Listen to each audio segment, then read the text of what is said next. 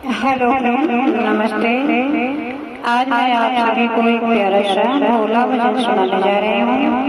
अच्छा लगे लाइक करें, सब्सक्राइब करें और अपने दोस्तों में शेयर करें ताकि हमें भी आप सभी से प्रोत्साहन मिले। नमस्ते। नजरिया ए भोले बाबा नजर तनी खोला, ए भोले बाबा नजरिया खोला, ए भोले बाबा नजर तनी खोला।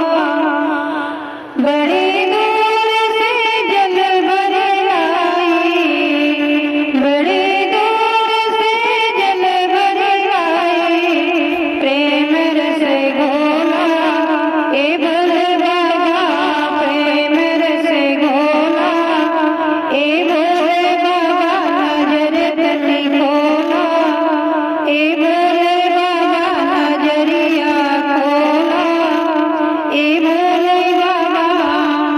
बेल पात्र भतरा आई, बेल पात्र भतरा ले आई भांग गोला, ए भोले बाबा ले आई भांग गोला, ए भोले बाबा नजरिया खोला, ए भोले बाबा नजर तनी खोला, ए भोले बाबा।